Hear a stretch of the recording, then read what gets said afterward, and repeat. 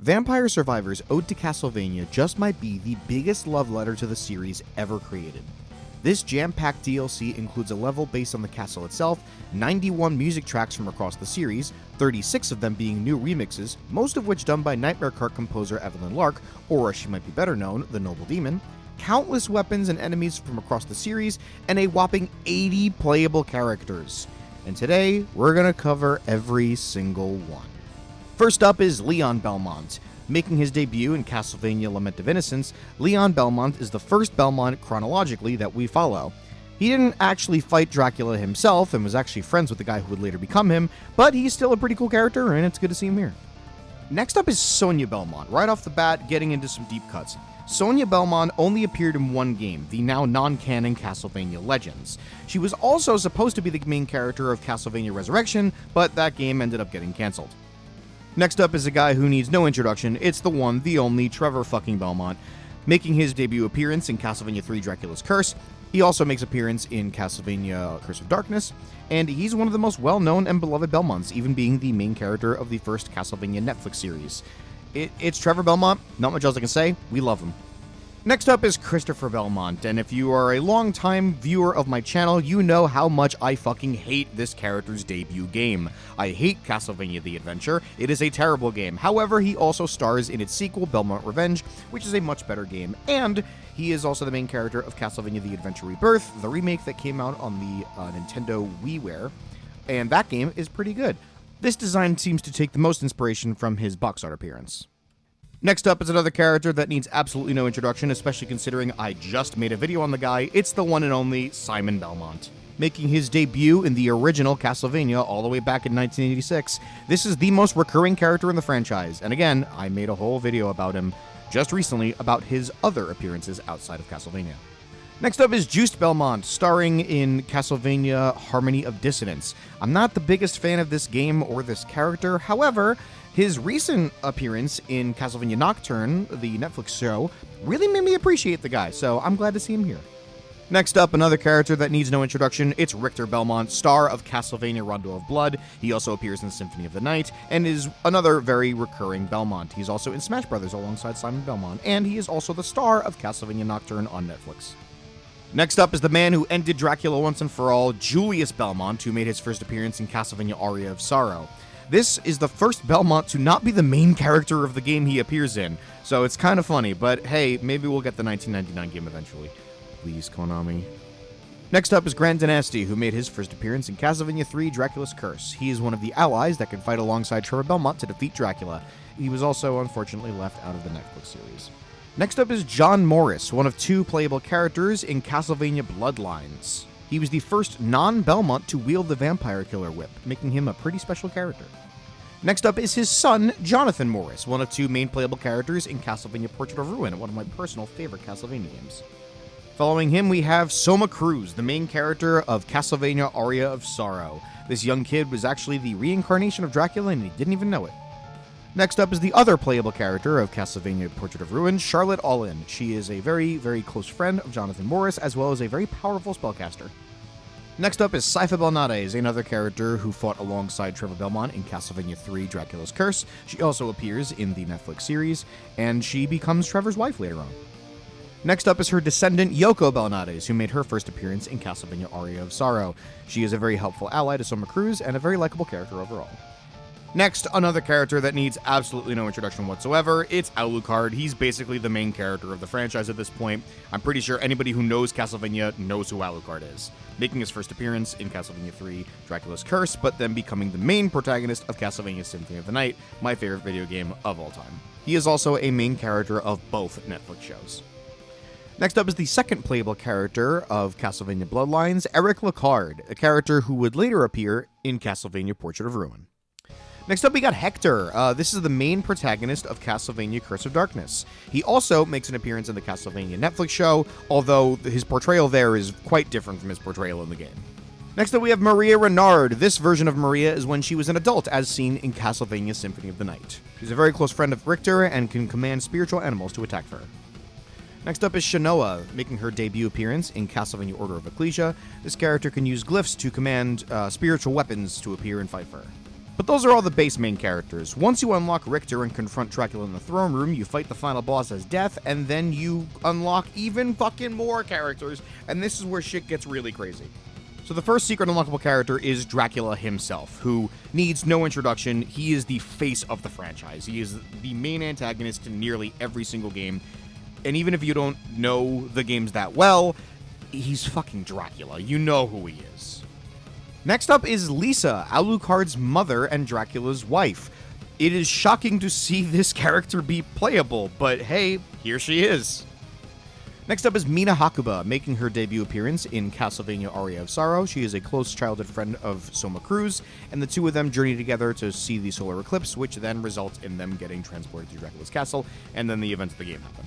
Next up is the protagonist of Castlevania Legacy of Darkness on the Nintendo 64, Cornell, this time in his human form. We will get to his beast form later. If you're a longtime viewer of the channel, you know how happy this next entry is going to make me. Making his debut appearance in Castlevania Lament of Innocence, the man who created the Vampire Killer Whip, and the guy who has the coolest fucking name in the world, say it with me, Ronaldo Gandolfi! Next up is Vincent Doran, making his first appearance, and actually only appearance, in Castlevania Portrait of Ruin. He is a monk sent from the monastery to help Charlotte and Jonathan on their quest, and he also serves as a shop to give them all sorts of different items to help them out on the journey. Next up is Nathan Graves, the main playable character of Castlevania Circle of the Moon. I like this character in game quite a lot, and it's very unfortunate that it is not considered canon. Next up is Julia Lafarise. This is a character from Castlevania Curse of Darkness who serves as an ally to Hector and is also the sister of the game's main villain, Isaac. Next up is Sarah Trantoul, who is one of the most important characters in the franchise. She is the late wife of Leon Belmont, and her soul is bonded to the Vampire Killer Whip, which is why it's so powerful. So she's pretty much being carried with every single Belmont, and that's pretty cool. Next up is an insanely fun deep cut with Quincy Morris, who has not actually appeared in a Castlevania game. He is John Morris's father, and is only ever mentioned, and he is also the main character of Bram Stoker's Dracula, like the original novel. So that's pretty fucking cool. Next up is Maxim Kashin, a second secret unlockable playable character in Castlevania Harmony of Dissonance, and very close friend of Juice Belmont. Next up is Reinhard Schneider, one of the two main playable characters in the infamous Castlevania 64. It is a very polarizing game with some people absolutely hating it and some people liking it. I don't think it's great. Next up is Henry, another playable character from Castlevania Legacy of Darkness, which is just Castlevania 64 but slightly better. Next up is Carrie Fernandez, the other playable character of Castlevania 64. This character chooses to use magic, whereas Reinhardt is using weapons. Next up is one of the most dapper characters in the entire series, hailing from Castlevania Curse of Darkness, the time traveler Saint Germain. Saint Germain also appears in the first Castlevania Netflix series with a quite different portrayal, but still a fun one nonetheless. Next up is Albus, a main character from Castlevania Order of Ecclesia, who has very close personal friendship with Shinoa and does some shady stuff behind the scenes, but it's all for her protection. Next up is Isaac, the main antagonist of Castlevania Curse of Darkness. This character also appeared in the Netflix Castlevania show. However, it's really only in name, as show Isaac and game Isaac are two very, very different characters. They have almost nothing in common. Next up is Elizabeth Bartley, main villain in Castlevania Bloodlines, who also appears in the Castlevania Netflix show Castlevania Nocturne as the show's main antagonist, being named there as Elizabeth Bathory, which I believe is the actual name of the person Elizabeth Bartley is based off of. Next, we have the Dark Priest Shaft, one of the main antagonists of Castlevania Rondo of Blood, as well as Castlevania Symphony of the Night. This is the guy that mind controls Richter in Symphony of the Night. And lastly, we have Barlow, who is a mentor figure to Shinoa in Castlevania Order of Ecclesia, but later revealed to be one of the game's main antagonists as he is trying to resurrect Dracula. Except I lied. That's not everybody, because if you find the Pile of Secrets relic from defeating Beelzebub, you get even more playable characters, starting with Maria Renard as she appears in Castlevania Rondo of Blood. This is the younger incarnation of Maria, and probably the more recognizable one. Next up is the Fairy Familiar from Castlevania Symphony of the Night. Alucard's Fairy Familiar is a playable character in this game. Hang on, it gets crazier, because Alucard's Innocent Devil Familiar is also a playable character in this game. Next up is Cornell in his beast form. I alluded to this earlier. Cornell is the main character of Legacy of Darkness. He can transform into a werewolf. This is his werewolf form. Next up is the Ferryman from Castlevania Symphony of the Night, whose only purpose is to take Alucard across the river in the underground caverns. But it gets crazier because the fucking Master Librarian is also a character in this game. The guy who just sits there and gives you materials in Symphony of the Night is playable. When they said everybody's here, God, they fucking meant everybody. Next up is Hammer, a character from Castlevania Aria of Sorrow. He serves as a shopkeeper for Soma. I'm starting to lose my mind at how many goddamn characters are in this game. Hey, remember how I said Eric Lacard shows up in Castlevania Portrait of Ruin? Well, here he is as his ghost form, known as Wind, in the first half of the game. Why not? Sure, here he is. Speaking of Portrait of Ruin, the main gimmick of that game is having Charlotte and Jonathan fight together. So here's two options of Charlotte and Jonathan and Charlotte fighting together, because why the fuck not? You can also unlock Stella and Loretta, who are Eric Lacard's daughters. You can unlock them as individual characters, or both of them together, just like Charlotte and Jonathan. I appreciate that they're doing that because the game did that, but my god, this is so many characters. But we're not done with Castlevania Portrait of Ruin yet, because we have the game's main antagonist, the vampire known as Bronner, who brainwashed Stella and Loretta into believing that they were his daughters and not Eric Lacard's, because he lost his daughters. It's actually kind of a tragic story. You should watch my video on that game. Next up, we have Soleil Belmont, who is Christopher Belmont's son. He only appears in Castlevania 2 Belmont's Revenge on the Game Boy, but it's kind of cool to get him actually as a playable character this time around. Next up is Dario Bossi, one of the main antagonists of Castlevania Dawn of Sorrow. This is one of the guys who tries to inherit Dracula's power and steal it from Soma Cruz, along with his partner Dmitri Bilnov, who is also a playable character in this, both of which are employed by the leader of this Dracula-worshipping cult, Celia Fortner, who, wouldn't you guess, is a playable character in this game. But now let's go back from Dawn of Sorrow to Aria of Sorrow with that game's main antagonist, Graham Jones, the guy who thinks he's the reincarnation of Dracula, but he's not, Soma is. Next up is Joachim Armster, who is a character from Castlevania Lament of Innocence. He was an assistant of Walter Bernard, the game's main antagonist, but was imprisoned after an usurping attempt. By the way, Walter Bernard is also a playable character in this game. As I mentioned, he's the main villain of Lament of Innocence. Next up, we have one of the most iconic vampires in the series, Carmilla. It's honestly kind of shocking that Carmilla is this late into the game's roster, but here she is, on her skull as she appears in Rondo of Blood. Another very well-known vampire in the series, especially if you've watched Castlevania Nocturne, is Olrox, a boss from Castlevania Symphony of the Night. Next up, because fuck it, we have just a bunch of goddamn enemies. We got the Cave Troll, the Flea Man, the Axe Armor, and the Frozen Shade. These are just fucking enemies. They're not even bosses. These are just enemies. But speaking of bosses, here's the Succubus from Castlevania Symphony of the Night, one of the more memorable bosses from that game, where she tricks Alucard, or tries to trick Alucard, and it fails. Next up is Karamet, who is a boss from Portrait of Ruin, and he's just a bunch of fucking slime. He's playable, because why not? And you know what? Let's throw one more enemy in there for good measure. Here's the fucking Sniper of Goth from Symphony of the Night. This is just a normal-ass enemy that shoots arrows at you. He's playable for some fucking reason. Next up is Blackmore, who is a boss in Castlevania Order of Ecclesia. And that's it. He's a boss in that game. One of the more fun ones, but he's a boss in that. There you go. Next up is Malthus, another recurring boss in the series, making his first appearance under the name Karasuman in Castlevania Symphony of the Night. He's this cool, feathery crow dude. I like him, but he's a character, because why not?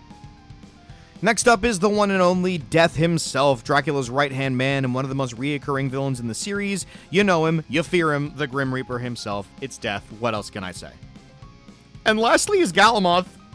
You know, the villain from Kid Dracula, or as he's seen here, the secret boss of Symphony of the Night, who's so fucking big he doesn't even fit on screen. It's Galamoth. Here he is. But wait, that's still not everybody. Certain characters get true form alts. Elizabeth Bartley gets her true form, which is actually just a big Medusa head. That's not really Elizabeth Bartley. Olrox gets his true form with the big weird lizard green dude. Death gets his true form, which is just big old skull. And Dracula gets his true form, which is just his final battle from Symphony of the Night. But that's still not everybody, because once you unlock all of that, the final unlockable character is the final boss of Castlevania Aria of Sorrow, Chaos itself. Jesus Christ. When they said everybody is here in that trailer, they fucking meant everybody is here. Oh my god, this is an absurd amount of fucking playable characters to the point where it's insane. It is crazy how many characters are in this game. And I fucking love it. This is insanity in its best possible form. Where else would you get to play a Castlevania game where you get to play as, I don't know, Chaos itself, or get to play as the Master Librarian? You know, like, they go so weird, bizarre, and out there with some of these picks that it really shows how much the people who make Vampire Survivors fucking love Castlevania, that they are pulling deep cuts from all across the series. This is one of the greatest, if not the greatest piece of Castlevania crossover content ever made. And it all helps that Vampire Survivors is a very, very fun game. It is addicting, and I love it. And this DLC is just such a great love letter to the franchise. And I know I kind of went insane at the end with how many fucking characters are in this, but my god, there are so many characters in this game. But man, it's amazing. It is a truly amazing piece of DLC. So after all that insanity, thank you so much for watching. I'm Shay64, and if you like this video, leave a like to let me know. Subscribe if you want to see more from me. Hit the bell icon if you want to get notified every time I upload, as I have more Castlevania content on the way before this month ends. Yeah, this was crazy. There's so many goddamn characters in this. Who's your favorite Castlevania character? While we're talking about all of them, who's your favorite Castlevania character? I'm partial to Alucard myself, but I also like Simon Belmont. Yeah, so leave that in the comments if you have a personal preference. As always, I'm Shay64, and I will catch you guys later.